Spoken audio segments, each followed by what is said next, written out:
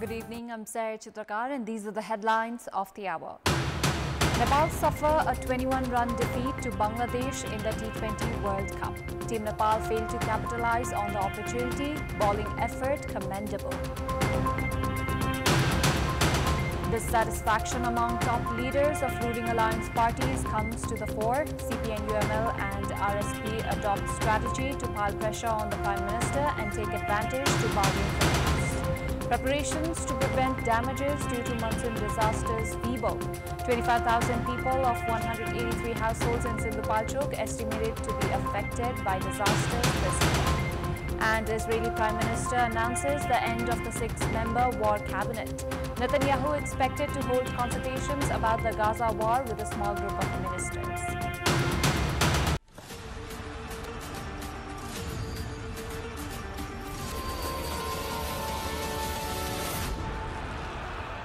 Nepal men's national cricket team have suffered a 21-run defeat to Bangladesh in their last match of the ICC T20 Men's World Cup.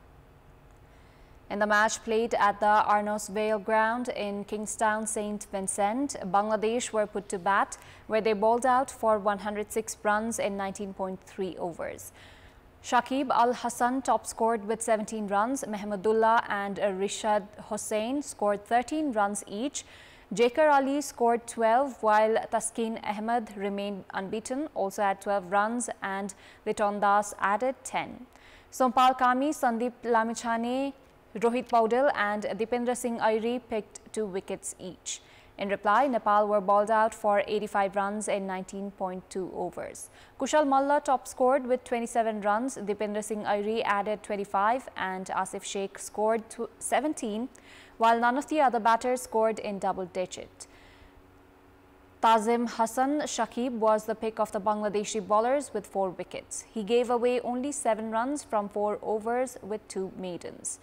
Mustafizur Rahman had 3 wickets to his name. Shakib Al Hassan had 2 scalps, while Taskin Ahmed had 1 wicket. It was also the lowest total defended in the T20 World Cup. With the win, Bangladesh have progressed to the Super 8. Prior to heading to the United States and West Indies to participate in the ICC Men's T20 World Cup, Team Nepal had a target of defeating at least 2 teams of test-playing nations. However, Nepal crashed out of the World Cup without making its place in the group stage after failing to register a single win.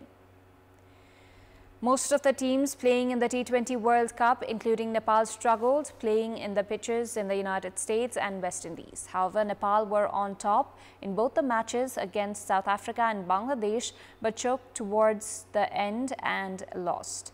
Nepal's bowling was impressive throughout their matches in the World Cup. However, their batting was worth forgetting. In the 3 matches played, Team Nepal managed to put on half-century partnerships only on 2 occasions. Nepal faced dot balls of more than half the innings in every match, which shows that there was a huge problem in batting. Lack of experience and not being able to handle pressure are the main reasons for Nepal's loss. In the match against South Africa, Nepal needed 2 runs from the last 2 balls of the innings for victory, but failed to score a run and lost the match by a slim margin of 1 run.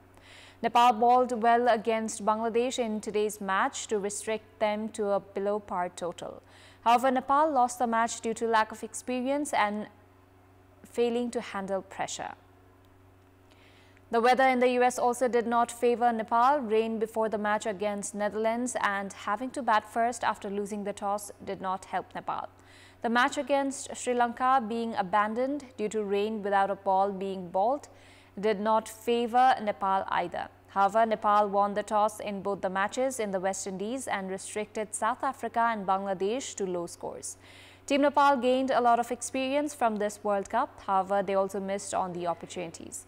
Nepal had a good chance of winning the matches against South Africa and Bangladesh. If they had won both the matches, they would have qualified for the Super 8s. By having the opportunity to play in the Super 8, players would have gained more experience. Along with that, Team Nepal would have also directly qualified for the T20 World Cup 2026. In our Public Voice segment, today we have asked in several provinces regarding improvements required in the national cricket team. Let's take a look at what they had to say.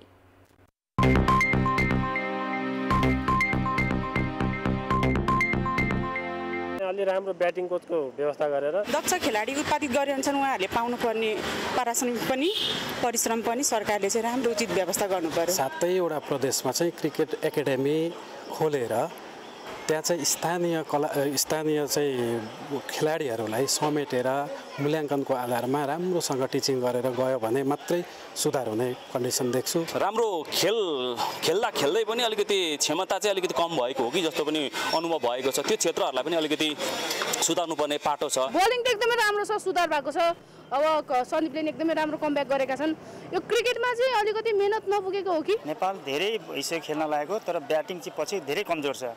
त्यसलाई के भने अलिकता चाहिँ हाम्रो यो coaching क्लासहरु जुन छ त्यसमा चाहिँ के हुन्छ नि एकदम राम्रो ब्याट्सम्यानहरु चाहिँ उत्पादन गर्न सक्नुपर्छ। नेपाल गभर्नमेन्टले र नेपाल क्यानले क्रिकेटलाई बढी मात्रामा गेमहरु खेलाउनु पर्यो, practice गेमहरु।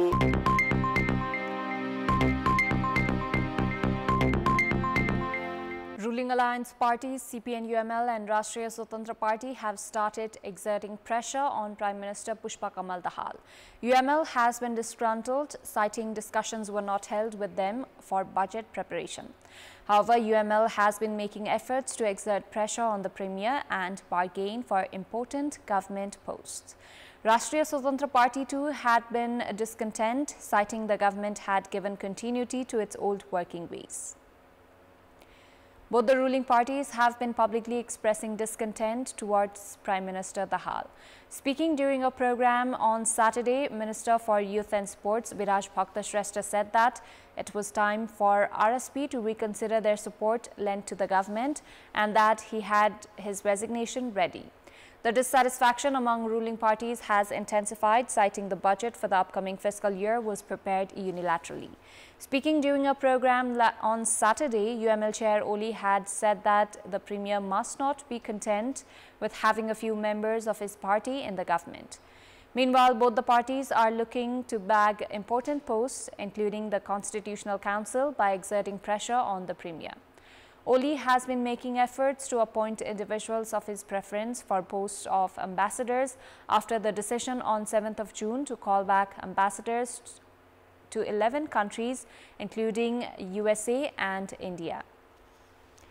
Likewise, 5 names had been recommended for the vacant post of chairperson of the Security Board. They had been summoned to present their work plan and for interview yesterday. 2 candidates from UML attended the interview, while 3 from CPN Mao Center were not present. Efforts are underway to break the monopoly at the Nepal Stock Exchange and allow the private sector to operate the stock exchange as well. Both the leaders are looking to appoint individuals of their choice in the Securities Board to be able to provide stock exchange license according to their will. Meanwhile, Home Minister Rabi Lamishane, who has been discontent with the head of Nepal Police, has been making efforts to change the leadership. However, the Premier is against it and said that reports of the appointment of a new Inspector General of Police was just a rumor. Time now for our segment, Public Pulse, where you text us with your opinion. Public Pulse. Before that, let's take a look at the result from yesterday's poll. Yesterday, we had asked, what's your take on the Prime Minister reaching Siraha for a special program on Chure while not meeting protesters in Kathmandu demanding for the conservation of Chure region?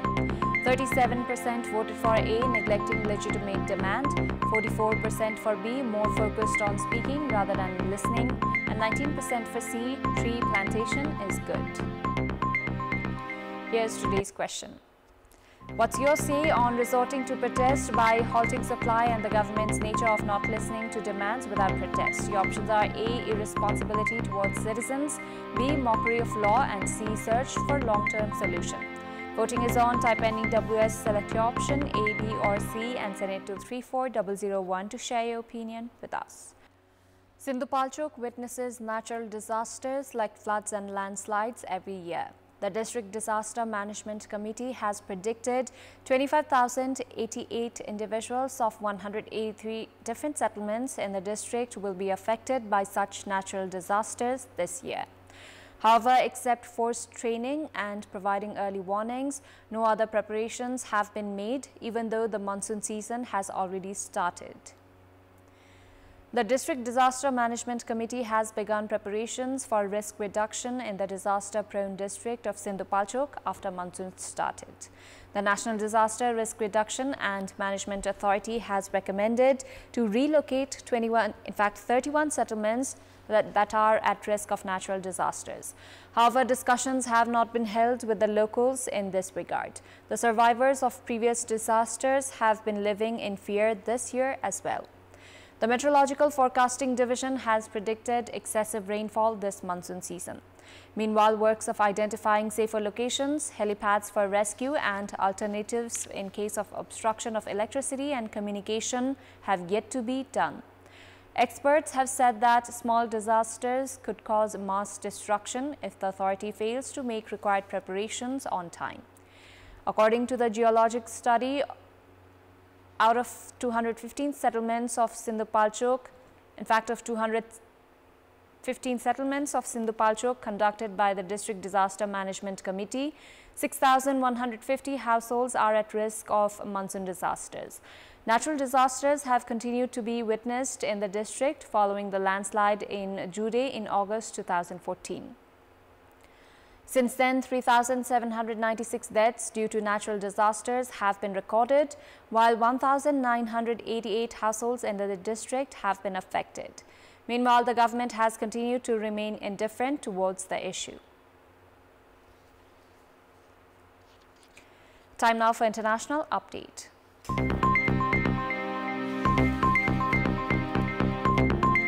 Israeli Prime Minister Benjamin Netanyahu has announced the end of Israel's 6-member war cabinet. Reports say that the Israeli leader had announced the decision at a meeting of the Political Security Cabinet yesterday evening. Prime Minister Netanyahu's far-right coalition partners had been pushing for a new war cabinet to be established after the more centrist Benny Gantz quit the emergency government. Nationalist Religious Finance Minister Bezalel Smotrich and National Security Minister Itamar Ben-Gvir, who have demanded Israel must continue its bombardment of Gaza despite calls for some restraint from allies, including the United States, had called for a new war cabinet to be formed featuring coalition party leaders. Gantz's resignation from the government withdrew the only centrist power in the embattled leaders' far-right coalition amid the months-long assault on Gaza.